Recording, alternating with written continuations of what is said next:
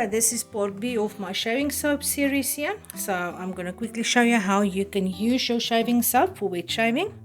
So you can use a shaving brush and go in directly into your bowl. If you use one like this, just use a little bit nice warm water, soak your brush, and then you're going to shake out most of the water. So you don't want a huge amount of liquid in here, and you're just going to work it around like this. Now some people like to get some soap on the brush itself, and then they lather it up on their faces directly. So you can do it this way.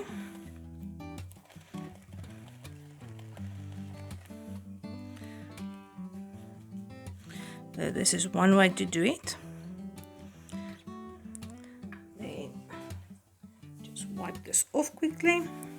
The other way is just to continue in the bowl and take your sweet time, and you're just gonna lather it up. Now the people that is really clued up with shaving soap say that different water creates different bubbles.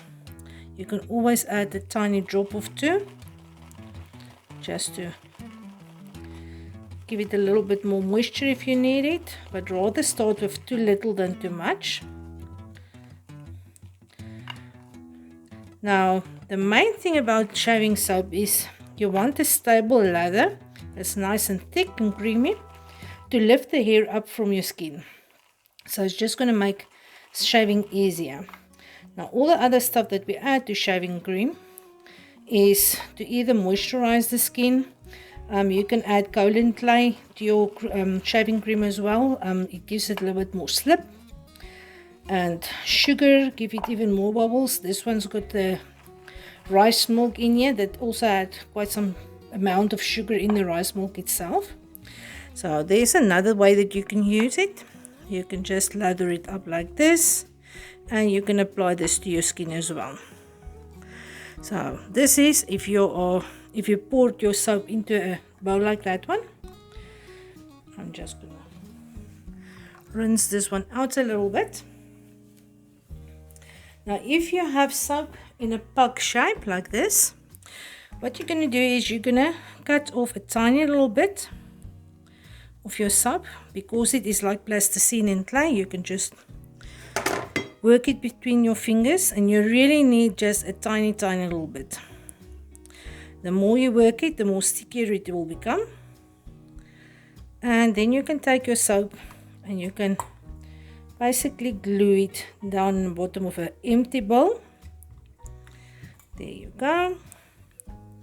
Again, just soak it, shake most of it out, and you're going to start to work it there in the bottom. So if you don't want to wet the whole bunch of soap like in that one, this is another way to use it.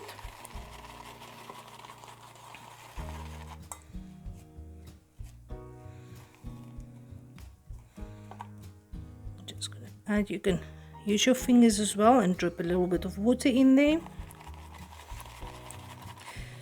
Now I'm definitely not an expert on using a shaving brush. Shaving brushes I think work excellently for a face, but for the ladies that are shaving their legs, this little bit, okay, this can actually goes quite a long way, so it can work for you. And the more you work this up, the more dense it becomes. So if you use your shaving foam, take your time, don't be in a rush. Don't think that you're gonna kill the bubbles. It's just gonna become more and more creamier. So look at this, this is lovely. It's got a nice thick consistency to it. Makes nice peaks here. And if you leave it for a while, because of the stearic acid, it will actually hold its shape for quite a while.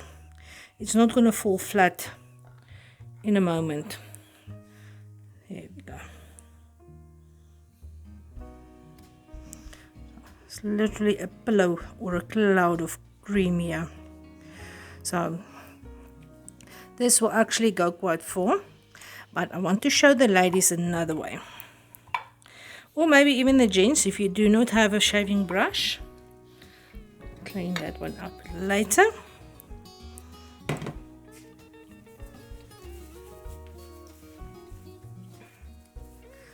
For this one, let me just move this out of the way. If you have a bath sponge, now I don't have a nice bath sponge, so I'm going to use this one. You just wet the sponge and you can work it on top of your soap. Turn it around a little bit. Get a tiny little bit of water. Now this is practice because I tend to take too much water and then I tend to take too little water.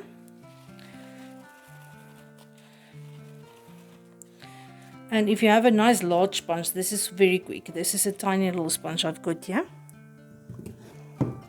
So what you do is you work it between your hands and you actually work up quite a lot of foam in a very short time. And this is not a nice sponge to work with. It's actually not returning to its shape very quickly. But this is another way to work up some foam, especially if you, as I said, if you've got a large sponge, awesome, because then it's very quick to create your foam and you actually create huge amounts of foam. And just for interest, I've got a tallow recipe on my channel here. I will leave a link for it. If you want to wash your couches or the upholstery in your car, this is the same method that I use with that tallow soap, and I create shaving foam like this. I smear it into the top, on top of the seat, and then I will just take a little brush it a little bit, take a clean sponge, and I will wipe it off. And you might be surprised on how much dirt can come out of a seat. The first time that I've done it with my car, I took some of the soap, tried it, and with the first wipe I thought I messed up completely because I washed out, or I lifted the color of the fabric. So, but it was not the case. I didn't lift the color of the fabric. It was just that my core with the cream core seats that I bought with cream core seats actually had light gray core seats. So there we go. You can work it up a huge amount of foam in a very small time. So if you want to try out the core seat trick, you're welcome to try that as well. So with this thing you can work up a lot of foam. So maybe I'll make a video for you one day to show you how to clean a car seat. But for now, here is some amounts of shaving foam. Okay, so there you go. If you have any extra ideas on how to use this shaving foam, you're welcome to leave it in the comments. Thank you for watching, and I will see you guys in the next video again. Keep well.